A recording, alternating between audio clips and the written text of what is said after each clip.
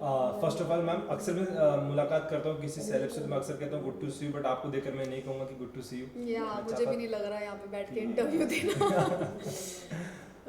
क्या लग रहा है मैम, अपनी शक्तियों का गलत इस्तेमाल किया गया? ऐसे कहते ऋतिक रोशन सर, माँ मेरी शक्तियों का गलत इस्तेमाल हो रहा है। हाँ बिल्कुल, तो डेफिनेटली बहुत ही ज़्यादा गलत इस्तेमाल हुआ है।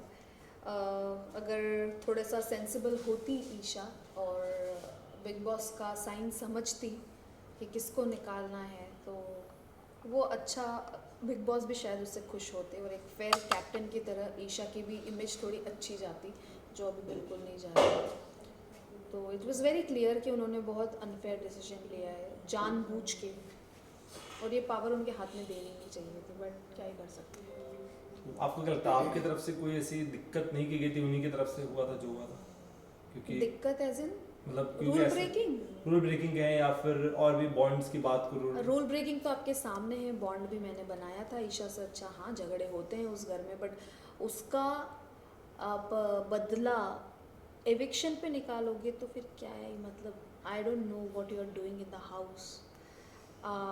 अगर मेरे को बहुत कायर लगी है ईशा ये डिसीजन लेके, क्योंकि उन्होंने एक स्ट्रॉन्ग पर्सनालिटी को जो उनको दबा रही थी, एक तरह से उन पर भारी पड़ रही थी, उन्होंने उसी को निकाला है। उसमें हिम्मत नहीं है मुझसे लड़ने की, सीधी सी बात है। इट वाज वेरी क्लियर कि वो मुंह पे नहीं आ सकती, मुंह पे लड़ नहीं सकती, इसीलिए उन्होंने हटा दिया रास्ते से।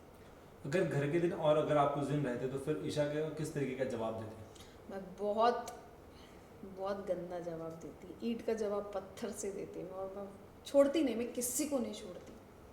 अगर घर की थीम की बात करूँ, दिल दिमाग और दम, क्या लगता है इन तीनों में कौन नहीं बैठता? इन तीनों में कौन नहीं बैठता? हाँ, जो आ गया हो, मतलब ये तीनों के अलावा एक इंसान हो घर में कोई जिसके पास तीनों नहीं है, ना दिल है, दिमाग है, ना दम है। औरा, आई थिंक उसको कुछ भी समझ नहीं आता। इज सो मतलब innocent to be in the house, और language barrier first of all, वो तो समझ के ही बाहर है उसकी चीज़ें, तो फिर वो तो कहीं भी नहीं बैठता एक्चुअली। ओके, विकी को लेकर आपकी क्या राय है मैम?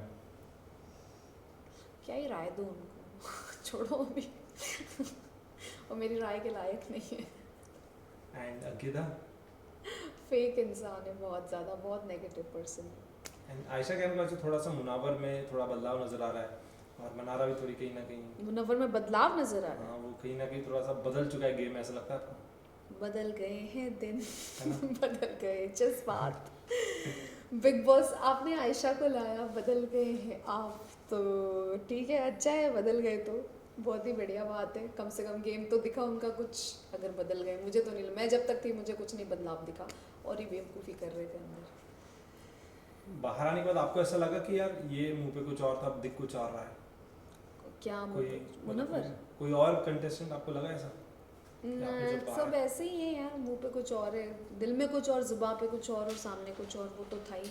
वो तो सभी ऐसे थे, मैं सबको सबको पहचान गई थी कि कौन क्या कर रहा है यहाँ पे। तो मेरे लिए तो बहुत इजी था सबको भापना, और भाप लिया मैंने, और उनको बोल भी दिया मुंह पे, और इसीलिए आज मैं यहाँ बैठी हूँ। क्या लगता है घर का दबंग कौन है? मैं थी जो मुंह पे जवाब देती थी सबको, अभी कोई नहीं, नोबडी। एंड घर में ऐसा कौन है जो सिर्फ आशिकी करने आया है? मुनव्वर ऐसा क्यों लगता है? और समर्थ आशिकी ही कर रहे हैं, वो है क्या उनका गेम? समर्थ का क्या गेम है और मुनव्वर का क्या गेम है? शेर और शायरियाँ मार रहे हैं, अपनी गर्लफ्रेंड को याद कर रहे हैं, फिर दूसरी लड़की आने के बाद उसके साथ आशिकी कर रहे हैं, तो फिर यही तो गेम है उनका। मैम, इसके पहले की सीजन की बात करूँ तो एक वाइल्ड कार्ड एंट्री विनर बना है, तो ऐसा हो सकता है इस बार गेम में कि कोई वाइल्ड कार्ड लायक होना चाहिए ना विनर के लिए, वो वाइल्ड कार्ड मुझे एक भी लायक नहीं लगता उसके लिए। क्या लगता है विनर के लिए कौन टॉप 3 नाम देंगे आप? Nobody, but I see Neel as a winner. Okay, और ऐसा कोई, अगर मैम आपको अगर एक पावर मिले घर से किसी को निकालेंगे तो किसे निकालेंगे? ईशा, डेफिनेटली।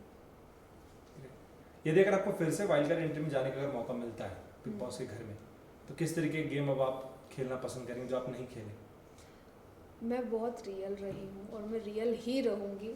मैं एक शो के लिए अपनी पर्सनालिटी चेंज नहीं करना चाहती, और मैं करूँगी भी नहीं, क्योंकि ये शो ही एक पर्सनालिटी शो है। इसमें कोई गेम एज सच नहीं है, जो गेम बोला जा रहा है। बिग बॉस ने कितनी बार बोला है कि ये एक गेम नहीं है, गेम नहीं है, ये एक पर्सनालिटी शो है। सो यस, मैं जैसी हूँ मैं वैसे ही रहने वाली हूँ, बट मैं और भी ज़्यादा स्ट्रॉन्ग बन के जाऊँगी अगर मैं गई ना, मैं सबके खटिया खड़ी कर दूंगी अंदर जाके।